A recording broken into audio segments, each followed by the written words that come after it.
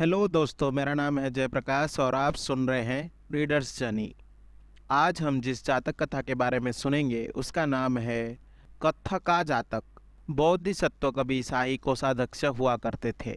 जिस दिन बोधिसत्व के पुत्र का जन्म हुआ उसी दिन उनकी एक दासी ने भी एक पुत्र को जन्म दिया। दोनों लड़के एक साथ बड़े हुए और बोधिसत्व ने दासी के लड़के को शिक्षा प्राप्त करने की अनुमति दी। जब दासी का लड़का वयस्क हुआ तो बोधिसत्व ने उसे अपने निजी सचिव के रूप में नियुक्त किया।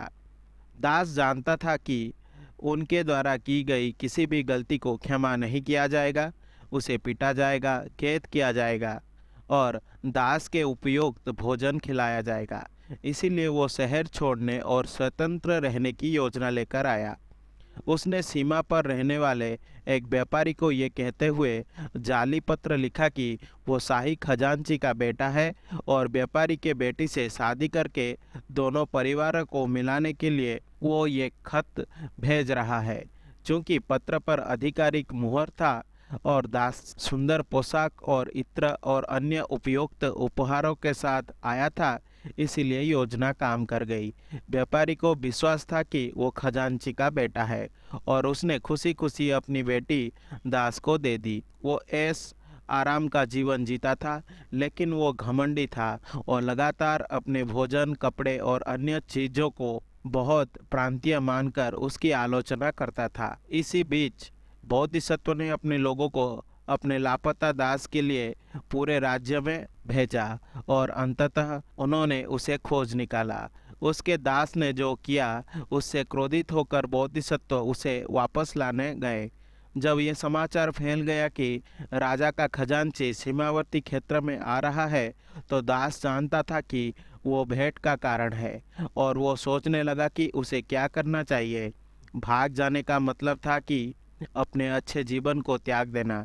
इसीलिए उन्होंने दया की याचना की और आशा की कि बोधिसत्व उनके झूठ का पर्दाफाश नहीं करेंगे। दास ने बार बार और सार्वजनिक रूप से शिकायत करके अपनी योजना को गति दी कि समाज क्षय की स्थिति में था, क्योंकि इतने सारे लोग अपने माता पिता को वो सम्मान नहीं देते जिसके वो हकदार थे। और उसने दावा किया कि उसने अपने माता पिता के साथ अत्यंत सम्मान के साथ व्यवहार किया। जब बोधिसत्व पहुँचे तो वे उनसे शहर के बाहर सड़क पर मिले और अपने स्वामी के साथ एक दास की भूमिका निभाने लगे। उन्होंने बोधिसत्व को कुछ भी देने का वादा किया जो वो अपना रहस्य छुपाना चाहते थे। यद्यपि अपने दास की दृष्टि ने बोधिसत्व को घृणा से भर दिया, उसने उसे बेनकाब ना करने का वचन दिया। शहर में दास बोधिसत्व को अपना स्वामी मानता रहा, लेकिन लोगों ने इसे केवल एक अत्यंत दयालु और समर्पित पुत्र के रूप में व्याख्यायित किया। बोधिसत्व ने अपने पुत्र के बारे में व्यापारी से बात की और सच्चाई को कभी धोखा नहीं दिया। जब बोधिसत्व दास की पत्नी से मिले तो उन्होंने पूछा कि उनके पति ने उनके साथ कैसा व्यवहार किया। उसका एकमात्र दोष, उसने उत्तर दिया, उसकी निरंतर शिकायत थी।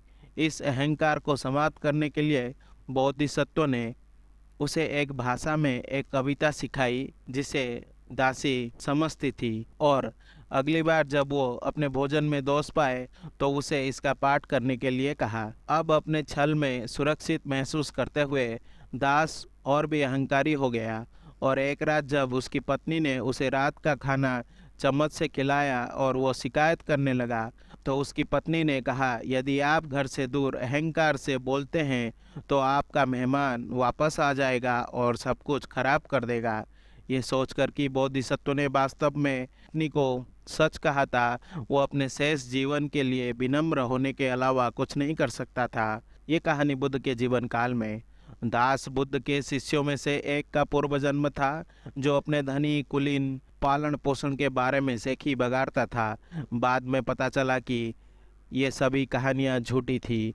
अन्य शिष्यों को अपने घमंडी बेईमान भाइयों के बारे में चर्चा करते हुए सुना तो उन्होंने ये कहानी सुनाई ताकि वे जान सके कि ये शिष्य अतीत में भी ऐसा ही रहा है। आशा करता हूँ कि आपको ये जातक कथा अच्छी लगी होगी। अगर आपको मेरी वीडियो पसंद आई तो इसे लाइक करें और शेयर करें और ऐसे वीडियोस देखने के लिए मेरे चैनल को सब्सक्राइब करें।